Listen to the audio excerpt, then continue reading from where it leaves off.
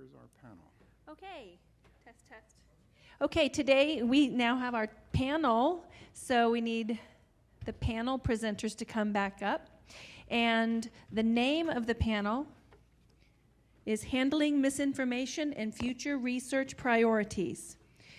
So we have Dr. Burnett. We have Demos. Is he here? Who wants to go get Dr. Lorandos? He says he's unable to participate. Very good. And Stanley Korosi. Come on up. Very good. So let me introduce you. Stan is a professional clinical psychologist and counselor. He is the principal consultant of Dialogue and Growth, PTG, is that correct? Yes. Limited in Australia, specializing in providing consulting services, assessment, and remediation of parental alienation. And I don't need to reintroduce you, do I, Dr. Burnett? So why don't you be the chairperson of the panel and call on people or whatever. Okay. And Stan and I will be the... Very good. Shall I run out into the audience? No, whatever you know. Okay. Oh, yeah, since to ask, Yeah. maybe they can ask a question with the microphone. Okay, so we'll have question-answer period. We've got a two-person panel. And as you ask your question, I want you to say who you are and what you do, because this is now the interactive call to action portion of the presentation. So stand, say who you are, what you do, and then ask your question so that our Zoom participants are interactive as well. So many more requirements. I'm Allison Foster. I'm a clinical psychologist in forensic practice, a newly minted lawyer who will be a prosecutor starting next month. And my questions for Dr. Burnett, your graph that's over there with the circles that shows the network of articles, is there a rhyme or reason to the size of the circles? I wondered if some circles, if they represented something, the fact that some are large and some are small. Yes, that's correct. That's absolutely correct. And the size of the circle... Oh, here, let's see. On. Hello? Hello. It says on. Is it not? Is it? Here. Let me use this. So the question had to do with the size of the circles in this chart. And yes, the bigger the circle is, the greater number of times that article was quoted in subsequent articles. So the big circle was very, very influential in spreading this particular misinformation. Yeah, here we are. Next question. Larry DeMarco from Philadelphia. I operate a YouTube channel, and I'd like to ask the panel, at this conference we have seen so many great research articles and articles written about misinformation, the strength of PA science, and we're also aware of the misinformation and disinformation by the anti-domestic violence lobby. Does anyone within the sound of our voices and attending all these presentations, or does anyone involved with SG have any media contacts? Because I think what we have is a great story. The fact that a political group is spreading misinformation and passing bad laws with bad science when we are rebutting all of it and the media doesn't know about it. And tax dollars are going into these bad laws. So maybe the next step is to contact media outlets with this great information that we're presenting and gathering here. So do we have media contacts, and would that be a good thing to organize, is my question. So can everyone hear me okay? Yes.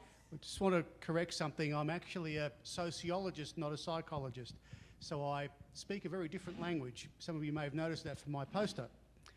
And so going to your question about media, what I'm proposing is we need to enter the public policy space about parental alienation as a public health issue.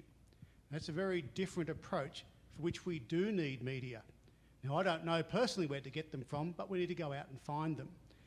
And before we find them, we have to give them a very cogent and coherent social and public health message about parental alienation, building on the research that we've already done in the sciences. It's just like we heard in COVID-19 about managing the pandemic, that we go with the science, and that ended up in public policy about pandemic management. So too do we need to do the same thing with parental alienation. We go with the science into public policy. So yes, we need to do it. We agree that we do need to improve our public relations expertise. We have won the battle in terms of scholarly activity and research and books and peer review. We're way ahead, but we're not way ahead in terms of public relations, and we need to work on that.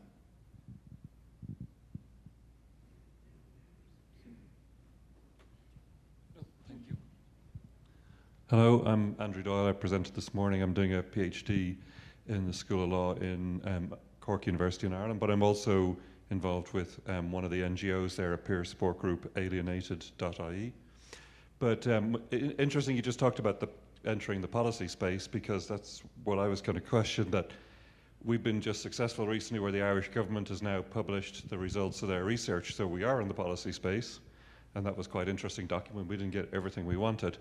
But there are other policy documents out there which are not well known. So people are saying like we were ahead of the curve on some of these things, but like there's a Dutch document, a very similar one, about 3 years earlier than us that I've used towards the Irish government. Unfortunately, it's all in Dutch, and I was trying to get money to get it translated. I worked off a Google Translate version. But there are more policy documents out there now, and maybe that's a separate branch that we should be maintaining alongside our academic space, because we are starting to be very successful in that. And it is, you know, there are being picked up by press people and media and so on, particularly in that space. And then the government start to look at each other. Okay, Thank you. Not a question, I suppose, but a statement.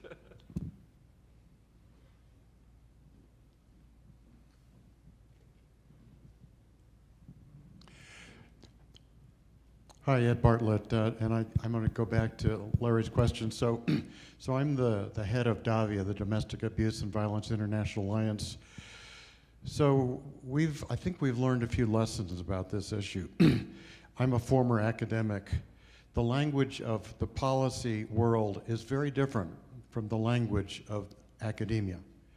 And so to convey, I totally agree. We won the battle as far as the science, but we have to translate that. Our fundamental battle, I believe, is an ideology. We're battling against an ideology. That ideology basically says that families are inherently oppressive to women. That's the ideology. I can tell you where it comes from if you want. So anyway, that ideology drives the narrative. Our opposition has become very good at advancing the narrative. They've been doing this for, 10, 20, 30 years. We're relatively new to changing this narrative. So one of the approaches we use is we do press releases. And we literally have tens of thousands of emails of lawmakers in every country in Europe and many other countries around the world. So when we send out a press release, like we've already done 2 press releases on the Human Rights Council issue, we have another coming out tomorrow.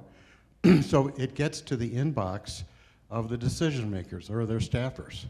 So anyway, and yes, we also have a media consultant, and so we send the press releases not only to the lawmakers, we also send it to a fairly extensive list of media people. So it's a start. We have a long way to go, but I think that's part of the answer to how do we crack this nut. Thank you.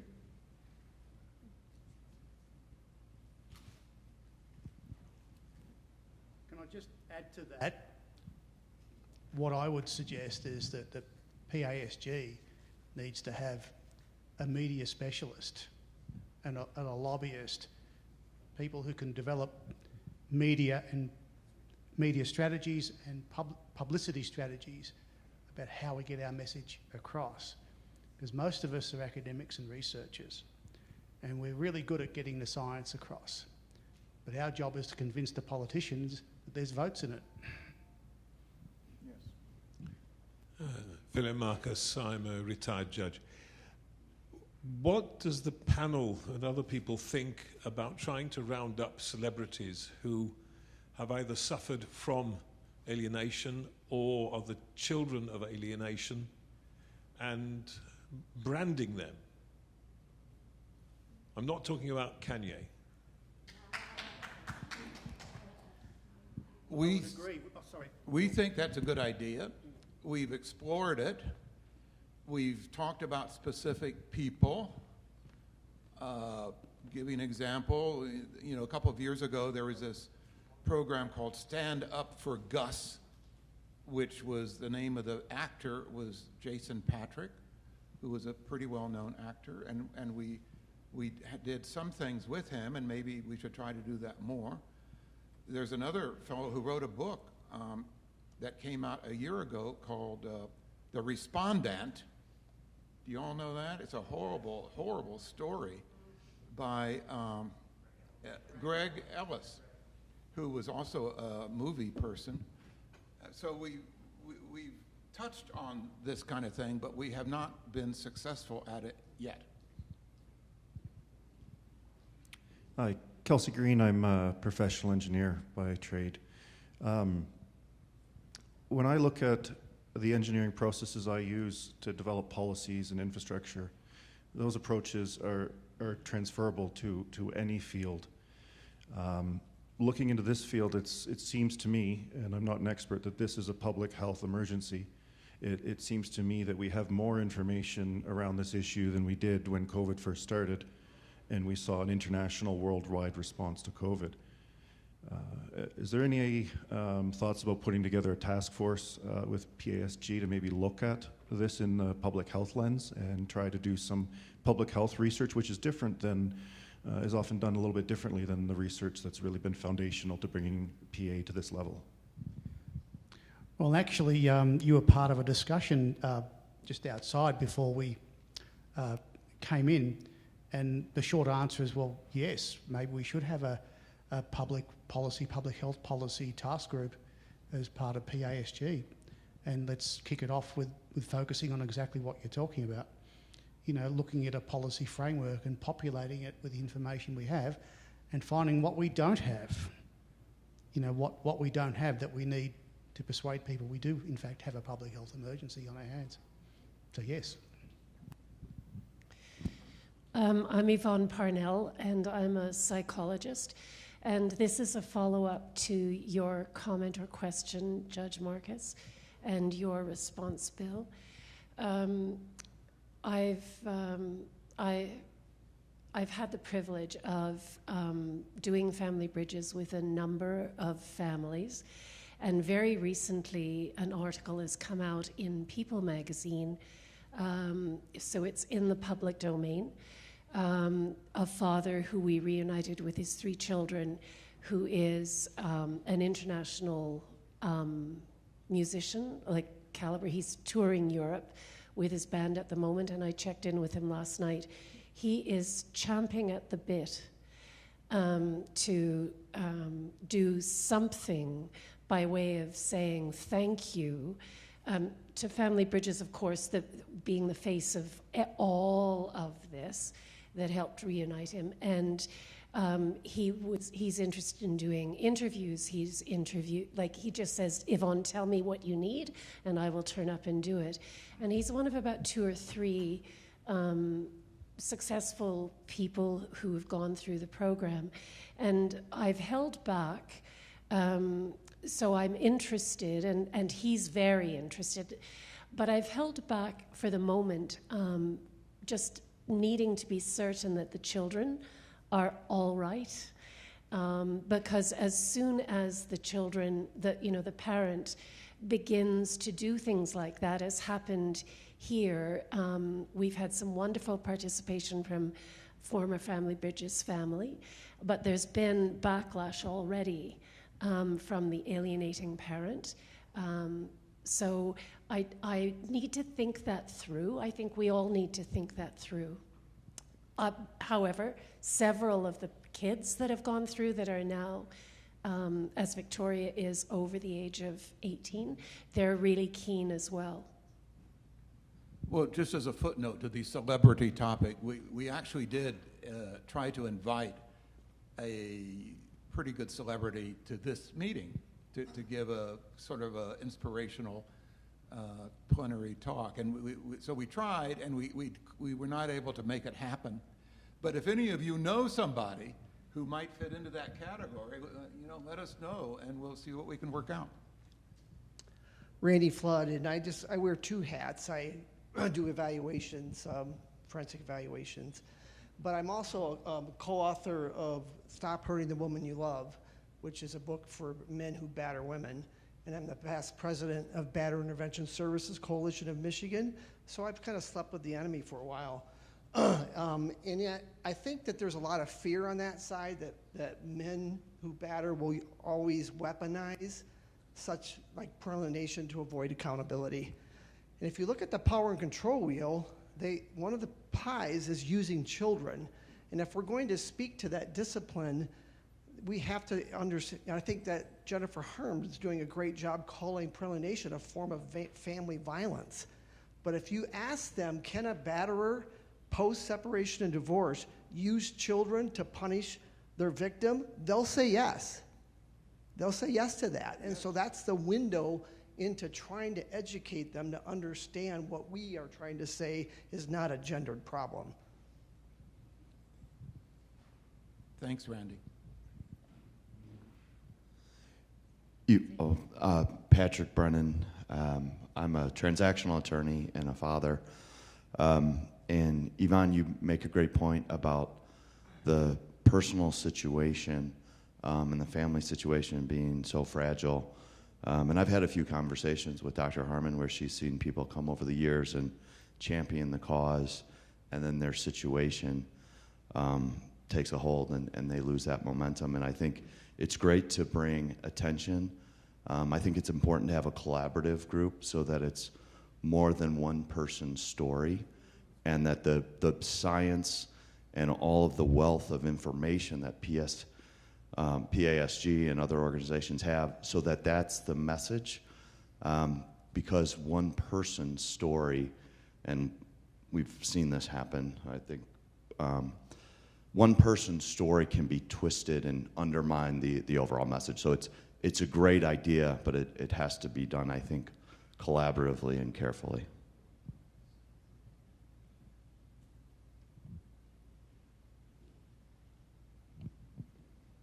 I was just thinking maybe an idea about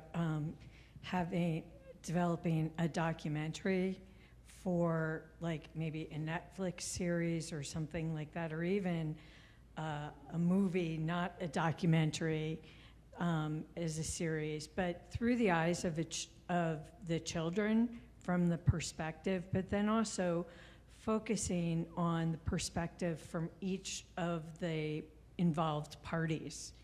And if it were a documentary, I think it would have to be utilizing adult children survivors of parental alienation, so as to protect the children who are.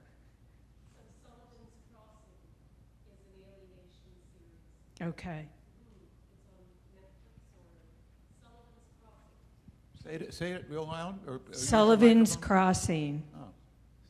Can you say it into the mic? Sullivan's Crossing. It's on. Is a Hollywood-made series, and over the episodes, you discover that the main character has come to realize she's been alienated. Okay. And it's the story of her relationship with her dad and the alienating parent. Okay. Hey, so everybody check that out. So that's just a fiction type of series. But, we certainly have thought about the documentary. There was discussion of one occurring this weekend, which I don't think happened, but I think there's one or two others that are in development at some level. Ready? Okay. Hi. My name's Lisa Sylvie. I'm an alienated parent, and I've recently started advocating with several different groups. Anyways, I wanted to comment about something Katie was talking about. There has recently been a lot online about Catherine Kasanoff. If you're not familiar with her case, please Google it. It's Catherine with a C, Kasanoff with a K.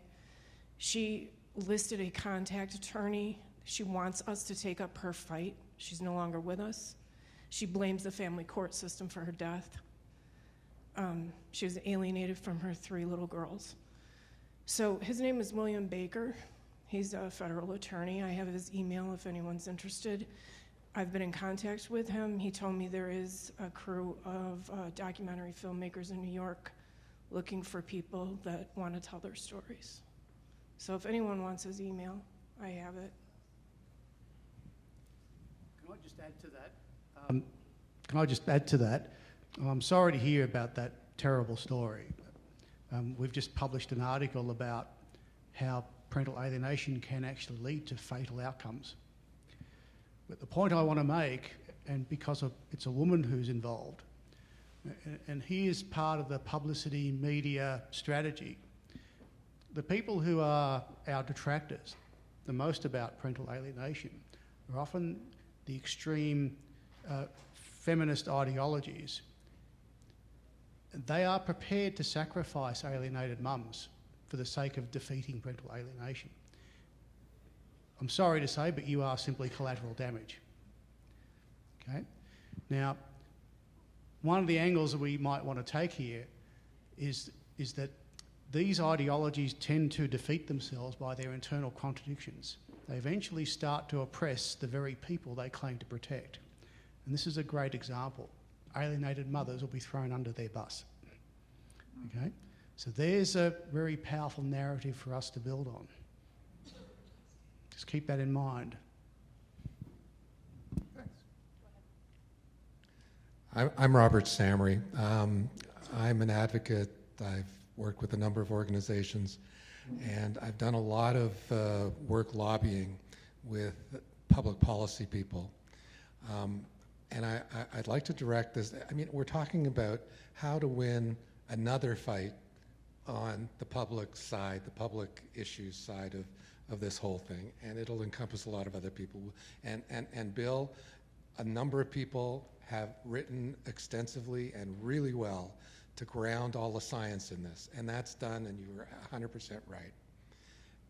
But I'm begging the board, both the past members and whatever future members come, don't do this yourself. This isn't our area. We don't know how to advocate. We don't know how to lobby. We know a lot of other things, but everybody has good ideas.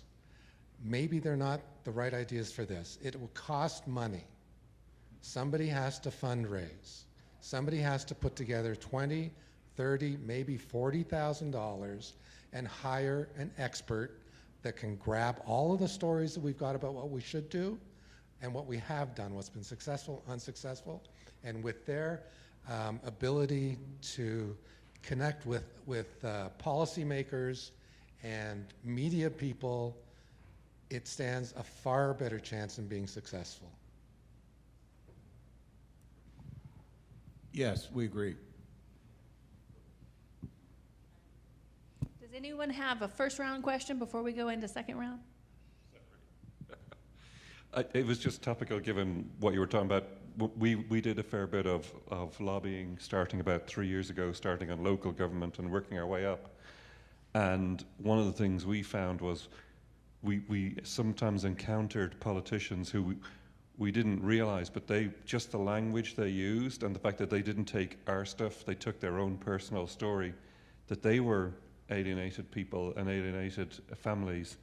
And it was just shocking to us. Sometimes we'd done a whole pile of lobbying, someone got up, gave their own story, and we had a case of a minister in the government who went on the radio and then used a whole pile of language, and we were like straight away, this is an alienated person. They didn't identify themselves, so we found friendly politicians, and they won't always, for privacy reasons, then reveal what the piece is, but you realize from what they say pretty quickly. Now there are detractors as well on the other side, and those people know who they are, but you can watch for legislators who use that language and then just approach them behind the scenes. There's a softly way of doing that.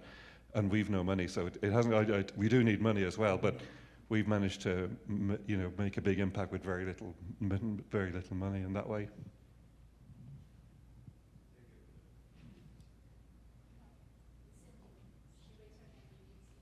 Okay, and you too. Okay, Cindy, I'll get you next. So my question is about all the different... Oh, I'm Lynn Steinberg, and I'm from California and have been working on trying to stop the bill from getting passed in the legislature. So my question is, how do we bring all the different factions who are working by themselves, as I am, together? And my other part of the question is, how do we respond to attacks on us, because they're very personal and extensive and they go on and on and on, and my own practice has deteriorated as a result of what's been out there in the media. And I know you guys have formed the A-team, and I want to know, is there any plan, and what is it to attack these issues? The expert on the A-team is at your left side, and perhaps she can give a short synopsis of this, how that stands. How many of you remember the A-team from the 70s? Raise your hand. All right. What was Hannibal's, was his name Hannibal? The cigar leader that would say at the very end of the show, I love it when I can't hear you. Let's try it again. I love it when That's right. So we do have a plan, and it is ever forming. And as Dr. Burnett said, we have formulated something that we're in-house calling the A-team. It's sort of a tongue-in-cheek, but it is essentially a group of individuals who is putting together a plan. And we are going to rely on the input from each one of you as we formulate a very systematic, organized, and strategic plan to navigate the future. So my name is Virginia Griffin Donnell, and I have the honor of trying to fill the shoes of the very tall man on the stage, Dr. William Burnett, in January of 2024. Is it okay to introduce myself? Yes. As president-elect of Parental Alienation Study Group. And so as I mentioned,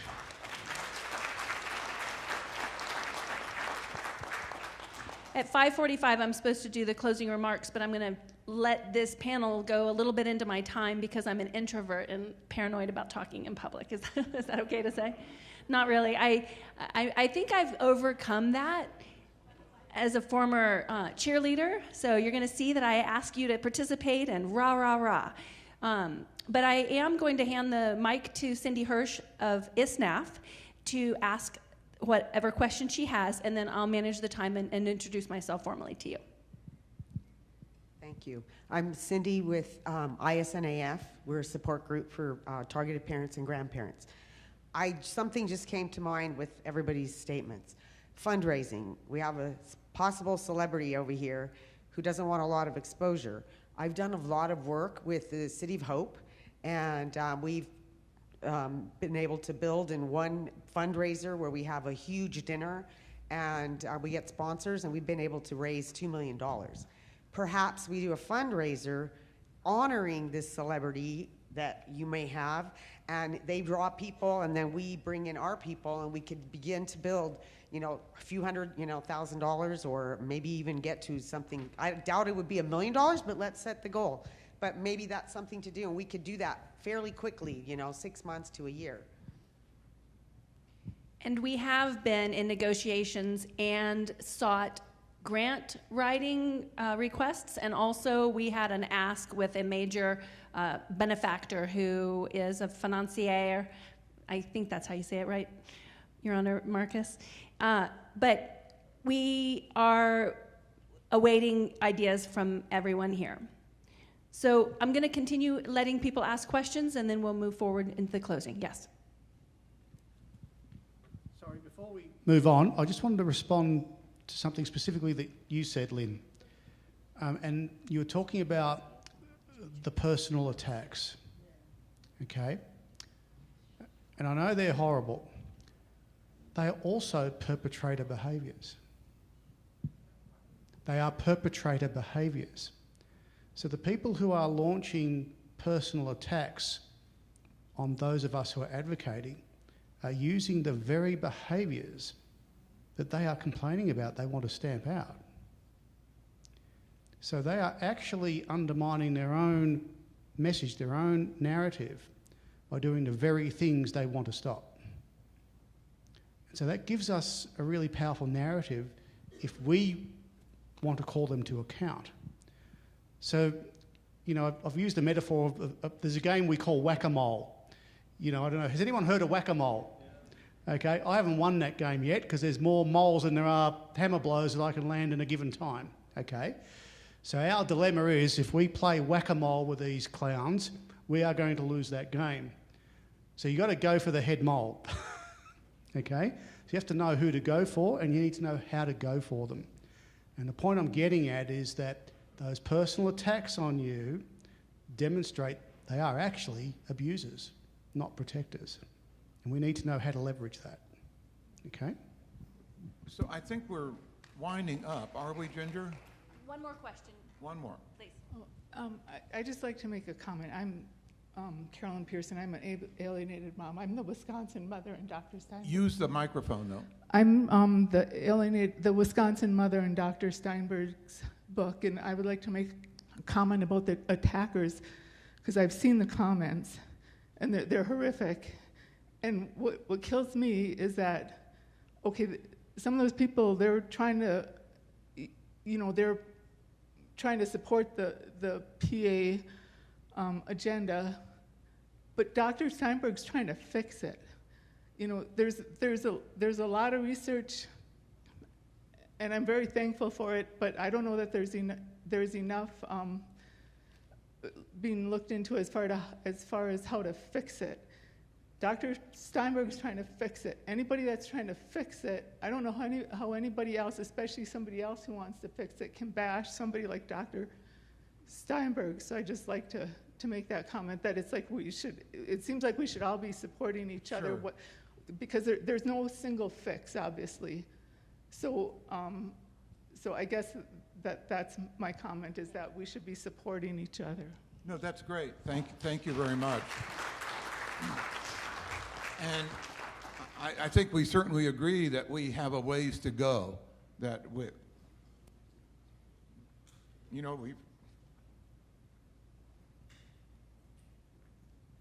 well, I'm just trying to say we've done a lot, but we have a ways to go. So thank you for your participation. And y'all,